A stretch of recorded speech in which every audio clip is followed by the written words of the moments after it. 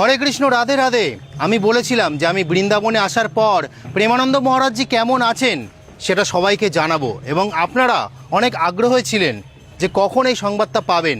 এবং আমি একটা ভিডিও বানিয়েছিলাম যেখানে বলেছিলাম যে প্রেমানন্দ মহারাজজি সম্পূর্ণভাবে সুস্থ আছেন। তো আমরা সত্যিটা জানবো আজকে সত্যি অবস্থা কি।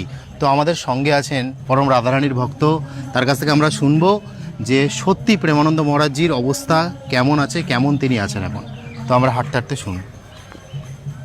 তো প্রেমানন্দ মহারাজজি এখন অবস্থা হচ্ছে ওনার দুবার ডায়ালিসিস হচ্ছে। আচ্ছা। তো উনি ডায়ালিসিস নিতে পারছেন না, তো হসপিটালে নেই উনি।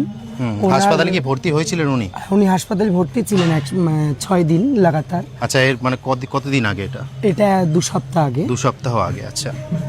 তো আচ্ছা আচ্ছা 6 দিন উনি নিয়েছিলেন ডায়ালিসিস ঠিকঠাক। হ্যাঁ। তো ডাক্তার সেই জন্য রিসিভ করে দিয়েছেন। আচ্ছা। কিন্তু উনি বর্তমানে এখন ওনার ফ্ল্যাটে আছেন, এখন কৃষ্ণা সারানাম যে সোসাইটিতে উনি থাকেন। আচ্ছা, তো সোসাইটির ওই ফ্ল্যাটের মধ্যেই একদম। ওনার ডায়ালিসিস হচ্ছে আচ্ছা। দুবার, কিন্তু উনি নিতে পারছেন না ডায়ালিসিসটা। তো এই জন্য ওনার কন্ডিশন খুব সিরিয়াস কন্ডিশন। এখন রাধারানীর ওপরে ডিপেন্ডেড। আমরা সবাই প্রার্থনা করছি, জানাচ্ছি যাতে মহারাজজি সুস্থ হয়ে যান, এবং আমরা আবার তার কৃপা, তার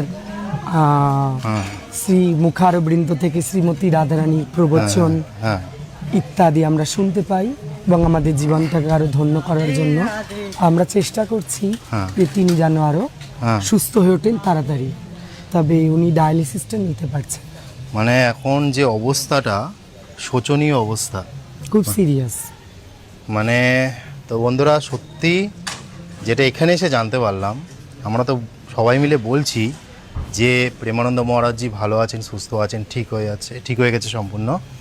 কিন্তু আসলে সত্যিটা হলো এখানে আসার পর জানতে পারলাম যে সত্যি তিনি হাসপাতালে ভর্তি হয়েছিলেন, তার ডায়ালিসিস চলছিল 2বার করে, এবং এখন ফ্ল্যাটেই তিনি আছেন, যে ফ্ল্যাটে তিনি থাকেন, তার ডায়ালিসিস আর সেইভাবে নিচ্ছেন না। তার অবস্থা খুবই শোচনীয়। তো আপনাদের সকলের কাছে অনুরোধ, প্রার্থনা করুন তার জন্য। সেই রাধারানীর কাছে, ভগবান শ্রীকৃষ্ণের কাছে প্রার্থনা করুন তিনি যেন তাড়াতাড়ি, অতি শীঘ্র সুস্থ হয়ে উঠতে পারেন।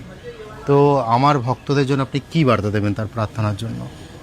আমি সব ভক্তদের কাছে, জগতে সবাই ভক্ত, তো আমি এটাই বার্তা দিতে চাই যে তার জন্য সবাই রাধারানীর কাছে প্রার্থনা করুন, এবং বেশি করে ভগবানের নাম জপ করুন, রাধারানীর নাম জপ করুন। তো ভগবান কলিতে নামেই প্রসন্ন হন। তো নাম জপ করে সবাই মিলে ভগবানের কাছে এটাই পে করুন যে আপনার কৃপায় বা আপনার আশীর্বাদে যেন তাড়াতাড়ি করে প্রেমানন্দ বাবা সুস্থ হয়ে ওঠে। এইটুখানি আমার থেকে আমি বলতে পারি।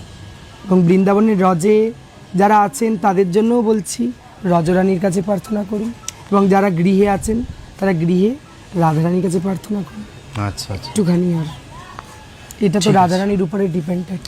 তো বন্ধুরা, আপনারা শুনলেন যে এখন অবস্থা খুবই শোচনীয়। তো আপনারা প্রার্থনা করুন। আমি আরও আমি যাব, সেখানে গিয়ে আমি জানবো যে কি অবস্থা আরও। তো আমাদের যে রাধারানীর পরম ভক্ত, তিনি তো বৃন্দাবনেই থাকেন, তো তার কাছ থেকে সম্পূর্ণ সত্যটা আমরা জানতে পারলাম। তো আশা করি আপনারা বুঝতে পেরেছেন যে বর্তমান পরিস্থিতি, বর্তমান অবস্থা তিনি কেমন আছেন। তো এত পর্যন্ত যেসব নিউজগুলো আপনারা দেখেছেন, শুনেছেন, আমি অন দা একদম স্পটে দাঁড়িয়ে আছি সেই বৃন্দাবনের মাটিতে। তো ওটা আজকে বলার ছিল। রাধে রাধে, হরে কৃষ্ণ।